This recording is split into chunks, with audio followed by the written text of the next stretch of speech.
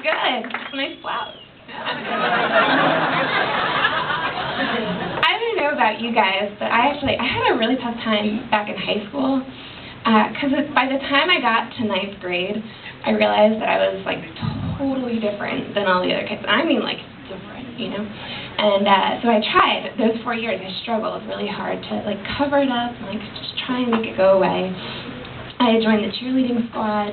I was a homecoming princess. Thank you. I dated the captain of the football team. All right. But one day, though, I came home from a photo shoot for my burgeoning modeling career, and I just couldn't take it anymore. So I sat my family down and I said, Mom, Dad, I've been living a lie. I'm a nerd.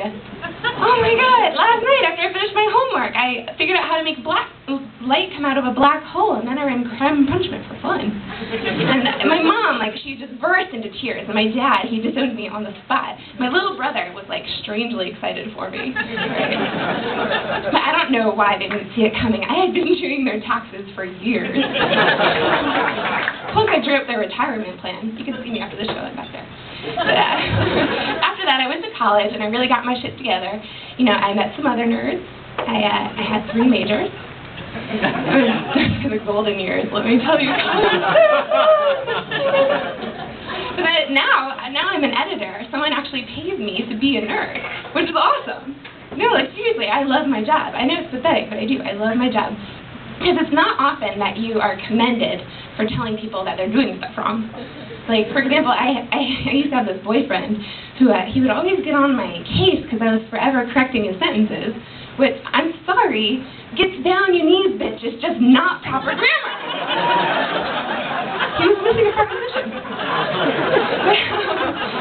I'm trying to, like, live the life of, you know, like a proud nerd. And I got reading glasses last year, which is the standard move. But what I really want is a Vespa. Like, I'm serious, motor scooter? Are you kidding me? Besides, like, the regular parking benefits, I think that they are actually the greatest invention of the 20th century. Think about it. Nothing has done more to raise general society morale than the Vespa. You could be having the worst day of your life.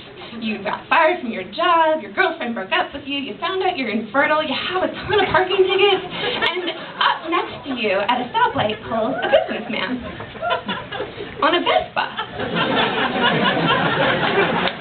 Like, you're definitely having a better day than that guy. And he just wanted to know about time. No, but I have a little bit of a problem because I really like tattoos, and I have a couple, but I don't have enough that I can just like walk into the tattoo parlor and pick something willy-nilly off that like freakish wall of psychoses that they have. Like, yeah, just give me the Aztec hammer right here, I guess. No, it doesn't work for me. They still have to be like really meaningful, like my owl. My owl. My first tattoo was an owl. Because they're wise.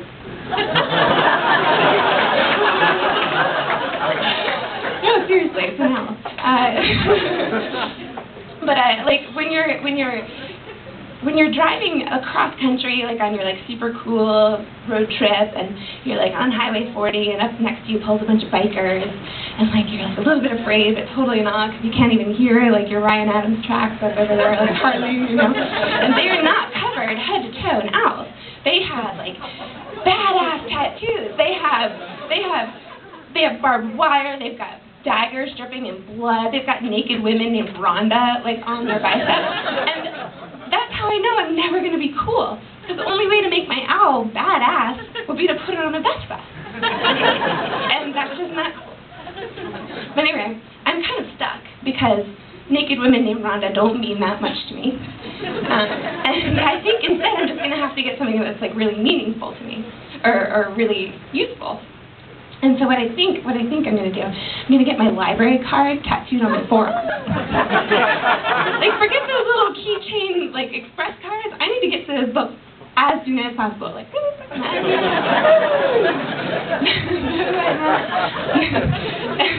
and then when I go to white-collar prison in a couple of years, I'm going to get a stack of books down my neck.